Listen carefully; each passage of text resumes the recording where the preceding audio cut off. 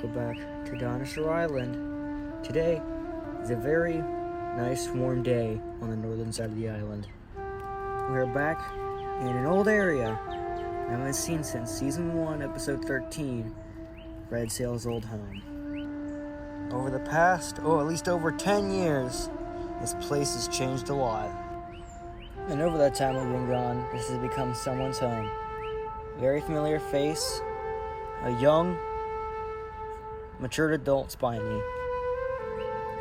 Spiny has maintained this place as his home for a long while now, as not a lot of predators live on the north side or other side of the mangrove forest in general. Spiny only worries about two predators taking his territory. A young female T-Rex we know, Redhead. The raptor pack we know and love. Every time we were gone, some of these raptors have grown very old, such as Charlie and Blue, who have had an almost fully matured daughter. And their young friend Echo, who is still doing very well. And even the Atrociraptor, Astro, has gotten a mate, and being the newest pack member, Ghost. They're about to have eggs, so they're going to protect this place with their lives. And our personal favorites of the team, the Pyroraptors. Speckles is growing to be a very old male. His son, Anklebiter, has grown to be bigger than him and his mother, Hazard. Ruby is also doing very good, and their daughter is almost fully grown, just like Blue's daughter. The pack hasn't been here for nearly as long as Spiny, and even pesters him over food. Soon Anklebiter's daughter and Blue's daughter begin to play fight on the log. Due to these raptors hunting, it has scared off many prey animals away from this area.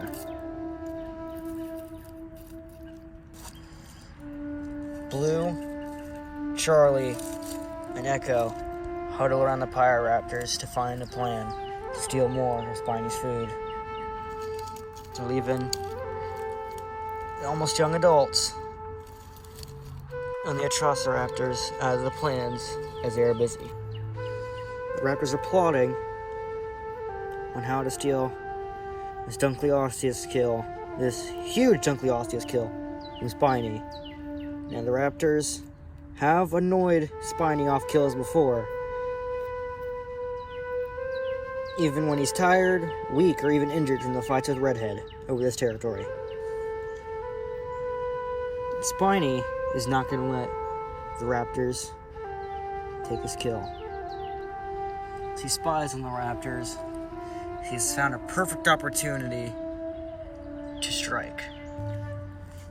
Spiny is going to leave his Dunkleosteus kill untouched, as not too far away, two female Spinosauruses have their territory.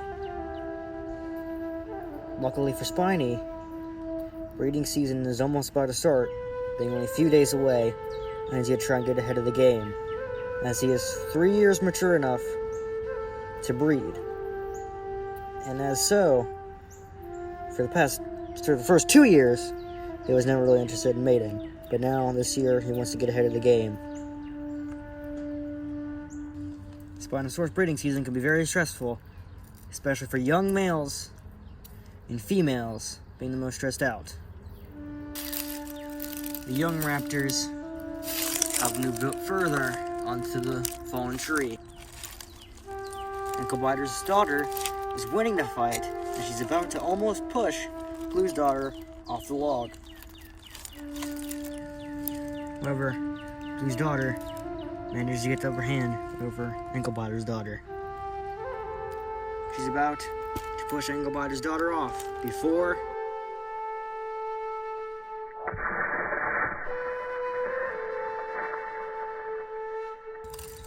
the Atrociraptors immediately turn, along with the other raptors. Both the babies were completely destroyed by a huge boulder It weighs at least over 10 tons, flung by Spiny. And Spiny does plan to do it again.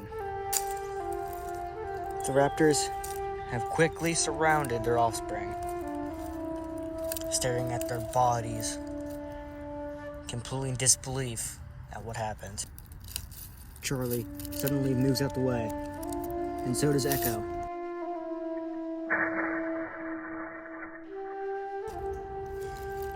Blue's body was completely crushed by a second boulder. With no time to mourn, Charlie calls for the pack to flee. Soon enough, the pack quickly flees. Spiny is glad he's finally successful in getting the raptors away out of his territory. He's going to leave the corpses there for other smaller predators, as his main goal is to take this Dunkley Osseous kill as a prize to one of the two females. Now normally, female Spinosauruses would flee at the scent of male Spinosauruses during breeding season, as a lot of the females are hesitant to breed due to the violent nature the males can have, even days before the mating season. However, even with Spiny being so close to the female's territory and vice versa, he is always upwind from the females, making their scent blow towards him. After a while, Spiny has made some pretty good progress of traveling upriver, still having quite a ways to go. Soon, we make it to the home with two female Spinosauruses. First one we see is a Cian, the really old, picky female who has only had one mate in her lifetime.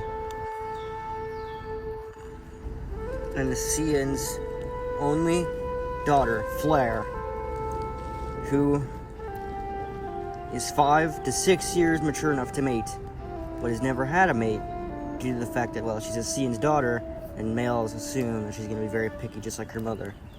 But she is also ready to mate. Soon the Cian and Flare share a tender moment together. However, during this tender moment, when Dunkley Osseous is dropped, and we see Spiny staring up at females. He recognizes a Cian, but his main interest is Flare, as he knows she isn't as picky as her mother, if picky at all. And Spiny has the perfect genes for her, as he, for his age, is a massive Spinosaurus, being bigger than a Cian for being the oldest Spinosaurus on the island, and even bigger than Flare, who is even older than Spiny by only a couple years. Without either of them knowing Spiny's there, Flare soon growls to her mother that she's going to go to the plains, and she hasn't been in the plains for a while, or in a while. She plans to hang out there. The Cian turns to watch Flare walk off to the plains. Spiny, watching Flare walk away, he immediately grabs on the Dunkley Osseous kill and drags it away. After a long while, Flare finally makes it to the plains. The main reason why she came out here is just to wander around and explore. In her meantime, now she's about to wander further into the plains, she hears rustling in the forest. Something heavy in the middle of the forest is stirring. And of course, it's Spiny. Flare backs up slightly, but still intrigued by Spiny. Spiny's pretty big for a Spinosaurus' age, and he has caught a massive Dunkley Osseous. Spiny carefully approaches, heading down the Dunkley Osseous. Spiny backs up and kneels down, showing he isn't a threat. Approaches the kill and notices it. It's a massive specimen of teeth, one of the biggest ever recorded on the island, nearly as long as Flair herself. She begins to feed off it. However, Spiny stays in his bowing position to keep showing he isn't a threat, as Spiny does not want a striking female like this to run away or get scared. Flair eats the piece of meat whole, and before she continues digging in, she stares at Spiny. She draws at Spiny for him to rise up. Spiny stands almost completely still as Flair approaches him.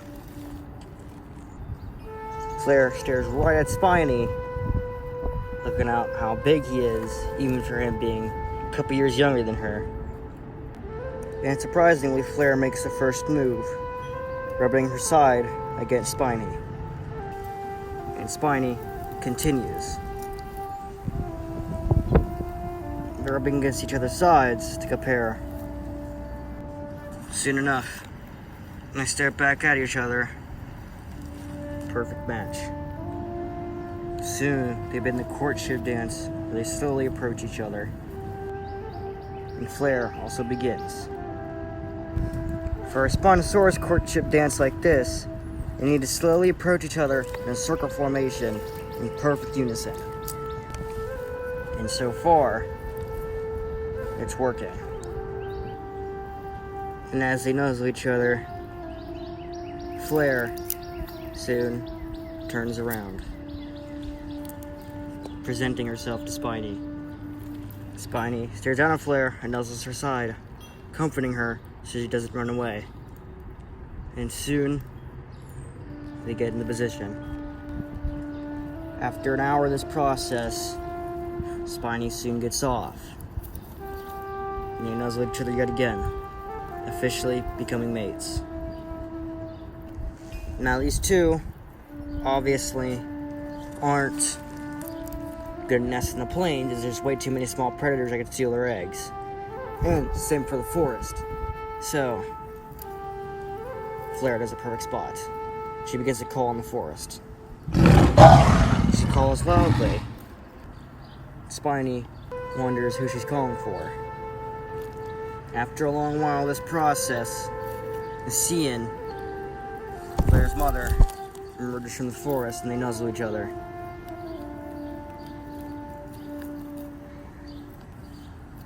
Flair approaches Spiny and feels close to him, and a Cian immediately knows that Spiny's her new mate. She stares up at him, and he stares down at her, and they nuzzle each other, officially becoming a bonded small pack of Spinosaurus. And soon, the Cian leads them to the perfect spot to nest. Soon enough, they go off, with Spiny dragging the Dunkleosteus corpse, as this meal could last him for weeks. Soon enough, the three Spinosaurs make it to a completely isolated area of the island. This area of the island used to be one of the ancestors' villages before it was ravaged by Bonesail and Stoneback. And that's the reason why they chose this place, is because not many other creatures live here.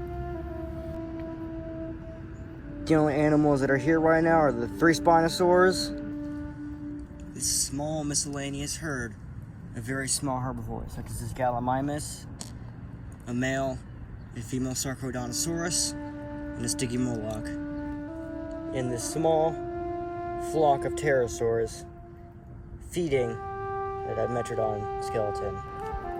But this area of the island, the only animals that really come here are smaller animals, such as these pterosaurs and the small herbivores. And within a few minutes, the pterosaurs disband to sleep, keep watch, or to eat. As Cian keeps a close eye on the Dunkleosteus kill, as Flair and Spiny go in the forested area to breed. After a couple more hours, of short and intense breeding sessions, Spiny and Flare emerge exhausted. Soon enough, Flare and Spiny are making a nest. As Flare watches carefully, and Spiny does most of the work for her. As Scene watches carefully, proud of her daughter for finding the perfect mate for her. Thank you for joining us at Dinosaur Island.